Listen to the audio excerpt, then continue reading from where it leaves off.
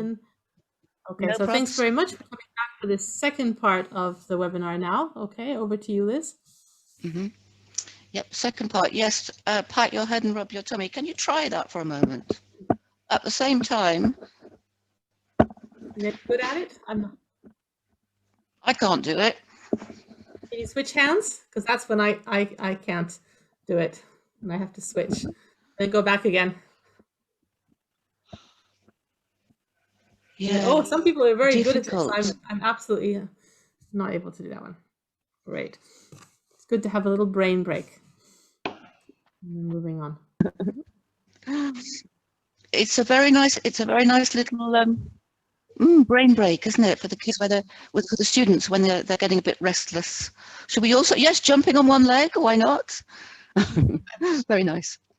Okay, shall we move on?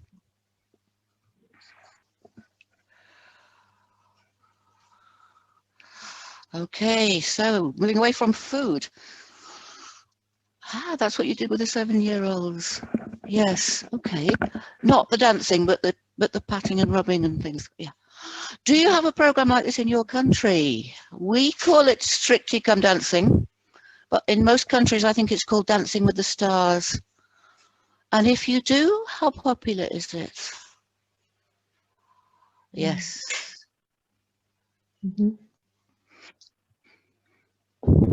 It's very commercialized here, so not a lot of people like it. So yeah. Really? Interesting, because here it seems to bring the nation together. It crosses boundaries of age, social class, gender, everybody. There seems to be something for everybody in Strictly Come Dancing. Yeah, it also embodies the values of sportsmanship, because the idea is not always to win, but to do it as well as you can and improve. When you fail, at least the next time fail better. Yeah. But at the same time, it makes everybody feel like an expert, armchair experts.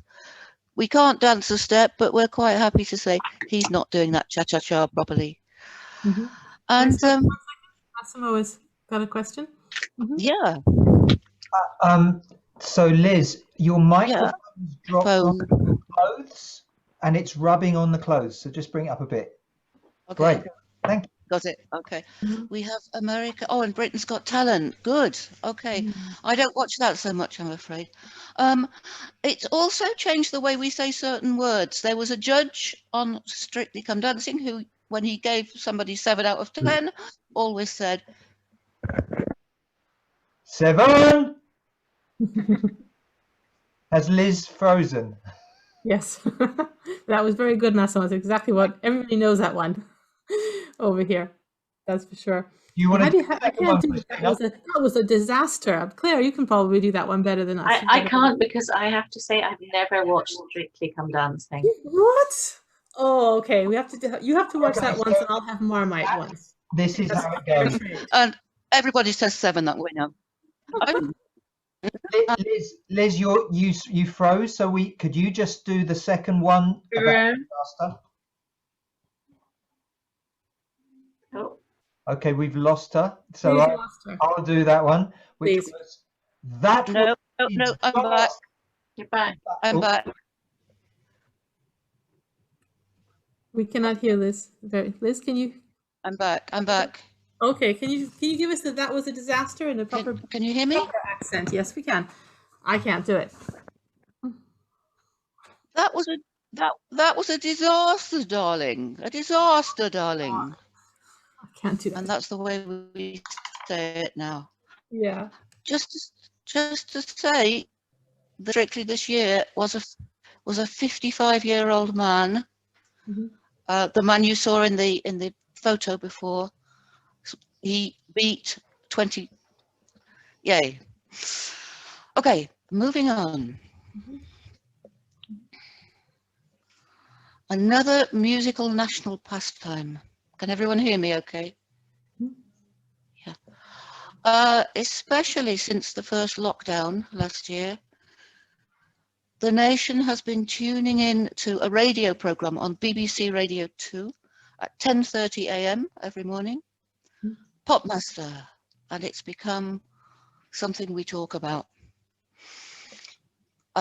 It's a very simple format. 2 contestants appear, members of the public, on the radio every day, answer 10 questions about music from the 60s to the present day. Small prizes. Interestingly, the second prize is better than the first prize. So you either get the glory of winning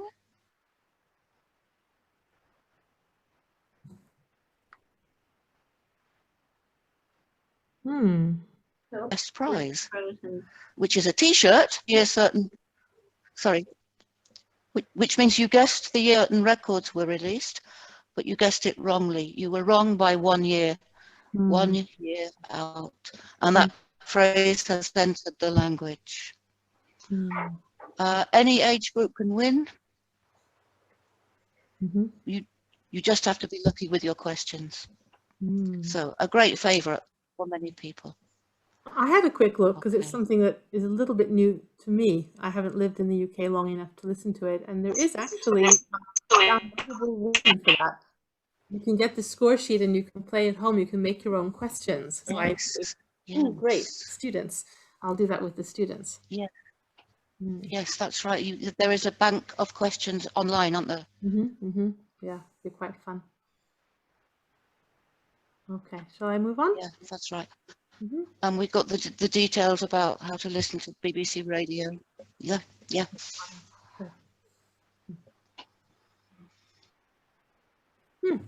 Have we lost this now?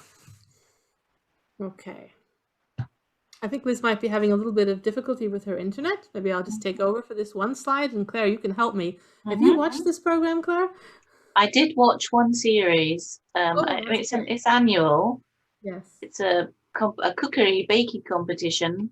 People all over the UK apply to be on it if they're good home bakers. And then it's aired, I can't remember how many times a week, but it's extremely popular, and it's during lockdown especially, millions of people have started home baking for something to do, except me. I actually did try to get 1 or 2 of the baking tins that were required for some of the recipes, because they publish the recipes on the website afterwards, which is nice. So if you see somebody doing something and you think, oh, I'd like to do that, you can go to the website, get the ingredients, and actually try to do it at home. And one of the things I love about it is the great ethnic mix that they put in there. There's all kinds of different people, and they bake all kinds of different things. So I think we had like a Japanese cake, which was really interesting. That's right. You get a feeling of kind of modern Britain when you're watching this program, because of all the different kinds of people that join in, and it's I don't know, it's just a nice atmosphere with lots of joking. Yeah, right. Feel good kind of program during this period. We needed things like that. Have you got a program like this? Some people say it was broadcast in Croatia and you could watch it in Serbia. Okay, you like the show? That's really good. I think this has been quite a popular thing to watch for people. We also have one for sewing. We have a sewing bee if you like to sew, and that's fun. I love that one. Yeah, I watch that one too, I'm afraid. One of the only things I watch. And this is something which I have not gotten into, but I know it's a big British pastime. Every time I put the TV on in the morning, I don't have a TV, but I have a laptop. If I look at what it seems to be nothing but property programs. You can escape to the country. You can I don't know, look at 3 different houses and pick the one you would really like to live in and explain why. And you can watch back-to-back programs about houses. I find it really fascinating and a little bit odd, personally, coming from outside. I just don't really understand it. I don't know. And of course, most people in England do not live in a house that looks like the one on the picture. No, absolutely not. It's everyone's desire to own their own property, of course, here. Yes. We're not a nation of renters, like some countries are. And you really, really want a place with land. That's the thing, isn't it? How much land comes with the house is so important for a lot of people. It is. Having a big garden and having a view and having lots of space. I find it an interesting kind of concept, whereas I'm much more of a city girl I would much rather live in a flat than a house. Who wants to take care of a roof? I do love the city. Yeah, I'm a city girl. So this is one of those things, if you're in Britain, people talk about these things. And if you're chatting to somebody at the bus stop. This is the kind of thing you can actually talk to them about. Yes? Someone I don't know, you're trying to tell us something? I can't get your audio. Maybe pop up it in the chat. Oh, okay. So, okay. Milica is saying that you like her family like watching house hunting programs. So it's kind of an international thing. You'll have something in common than if you're talking to a British person at a bus stop. House programs. Hello, okay. Can you hear me? Yes, we can hear you now. Yes. Oh, great. Can I say one more thing about escape to the country? Sure. Yeah, it's a of the north-south divide in the UK, that if you own a house in the south of England and you sell it, you can make quite a lot of money by selling it. And if you're prepared to move north, you can buy a house twice as big, twice as nice for the same money. You get a lot of house for your money. And a lot of people do that. And it shows the economical imbalance between the north of the country and the south of the country, where property is much more expensive. And for people who for people who work in the north but want to move to work in the south, this makes life very difficult. They can't afford to buy somewhere to live. Yeah. Okay. That's very true. Yeah. Back okay. Go on, Liz. Over to you.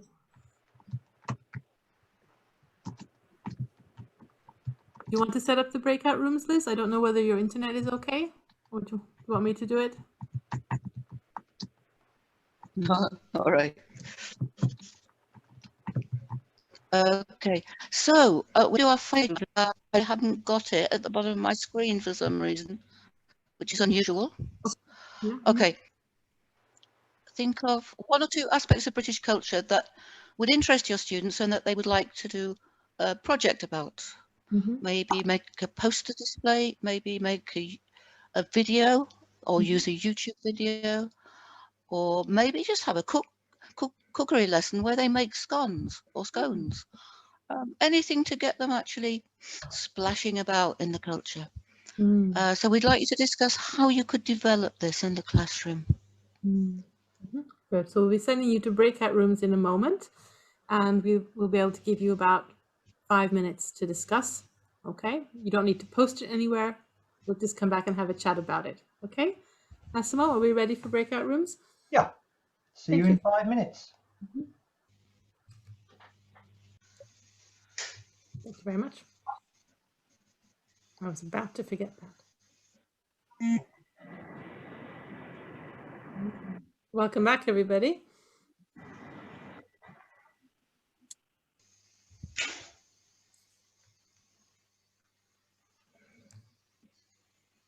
Yeah. Okay, we're wondering about any feedback, I guess. Anyone like to share what they discussed in their breakout room, what they would like to do, what aspect they would do, how they would develop it?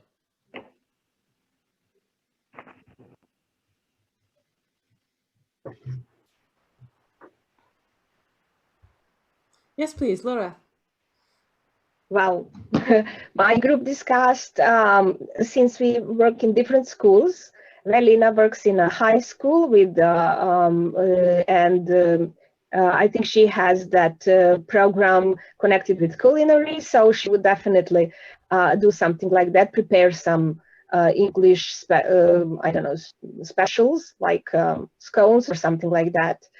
And Ivana mentioned that she works in a village with 8th graders, and they watched a short movie about teenagers in Britain, and they did comparison between jobs for teenagers in Britain and actually the jobs, such kind of jobs do not exist here in Serbia for teenagers.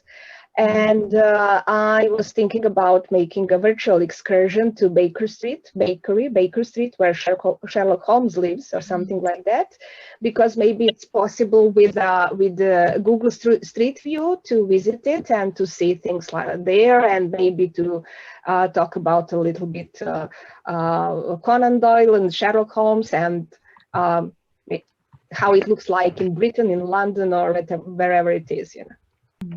Really nice. What a lot of good ideas, huh? Yeah.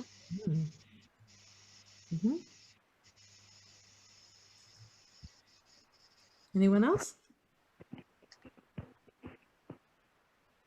Yes, it's Mirna. So in our group, we also talked about food, and actually, two of my colleagues, they work in primary school, and we talked about learning by doing things. So actually, when students prepare something and they learn the new words, learn the words that refer to various activities related to cooking and so on. So that's mentioned. Very nice. Okay, maybe we can explore these kind of topics a little bit more on the Facebook group, and I can think of quite a lot of other ideas too, and you may have other ideas in your mind that we have not shared in the chat at this point. Yeah. I would like to slowly draw this session to a close, but before we wrap up, we would like to do a kind of like an exit ticket activity. It's called the 3 Whats. 3 what?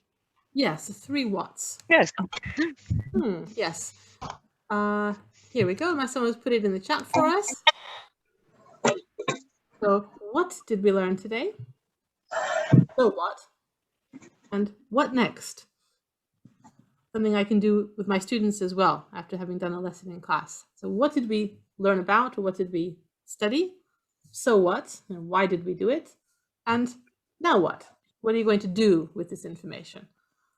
It applies whether you're doing a kind of grammar lesson like the present perfect, or a bunch of vocabulary, or whether you've got a topic as well. So I'm interested, what are you guys going to take away from this session today? You're welcome to share with us orally or put a comment in the chat.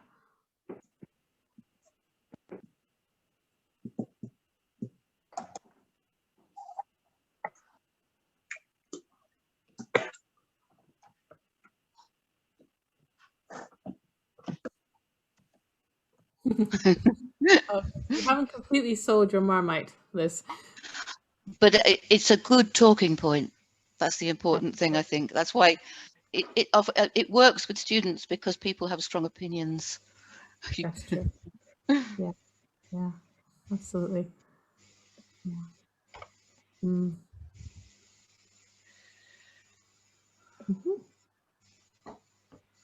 Marmite and scones. So the food seems to be the main topic of interest, the Marmite and the scones, huh? Okay. And I hope that we have perhaps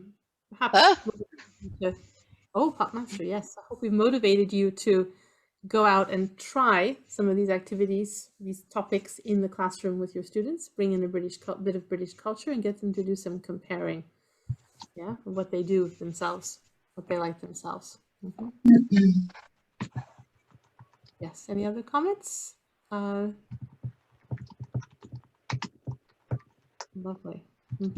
Oh, yes.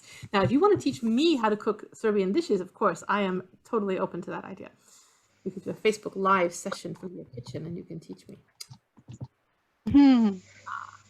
We'll see, which I actually think would be quite fun. We have a 1-week break where we don't have a lesson per se, and I think it's fun if we did a Facebook Live session together in that week. Super.